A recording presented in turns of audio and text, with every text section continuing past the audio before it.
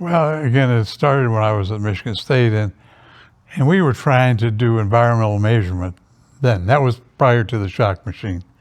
We got to do something. And so there really wasn't any instruments at that time to do it with because everything needed to be plugged in to get electricity for the accelerometers, that kind of stuff.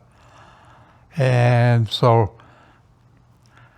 I designed a thing where we mounted a generator on a truck. We got the electricity from the generator, which wasn't always that consistent.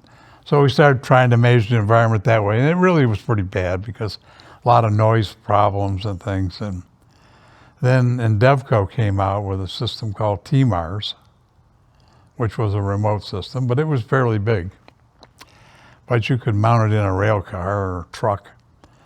And so that progressed to try to do some measurements, but it was not optimum at all.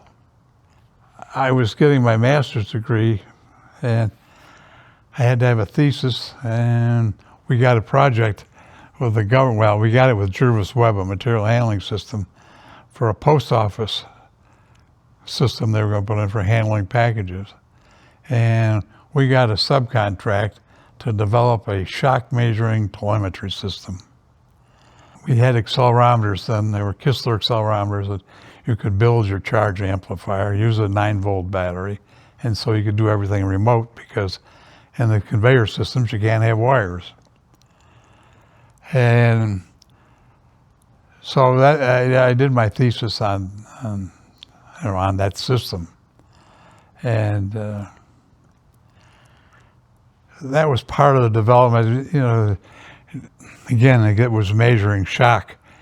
And if you know anything at all about post office, the problem is not really shock as much as it is a lot of compression in their system, in their conveyors. So before I finished the thing, we went to Washington to meet with the post office department and say, hey, I don't think you should be measuring shock, you should be measuring compression. And we convinced the guy that was what to do, and he said, that's really great. Well, we're not going to change. He says, I'm not the contracting officer. He left, and we're not changing it. I mean, this is millions of dollars they were spending on this system that we were measuring the wrong thing.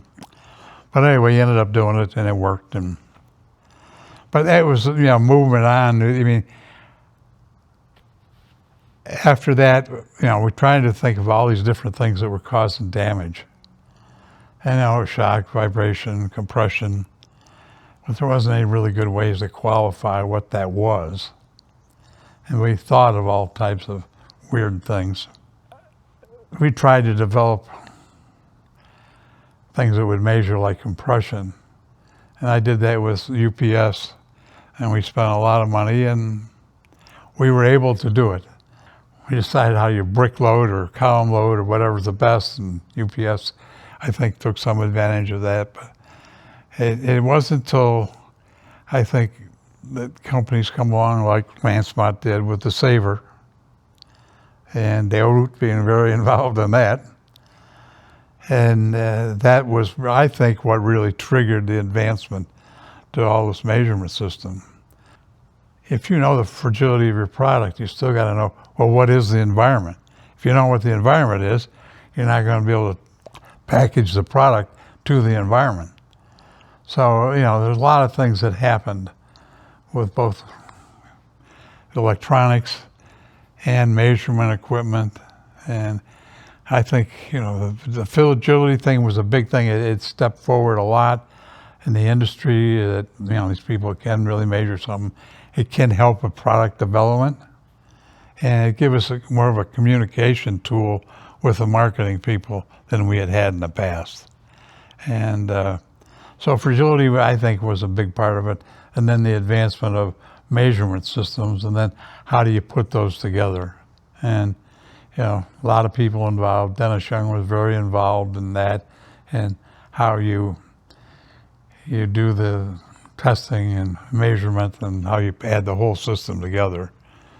It ended up into a 5-step procedure and then a 6-step procedure, and Anyway, it really, I think, elevated the whole industry a lot as far as testing goes.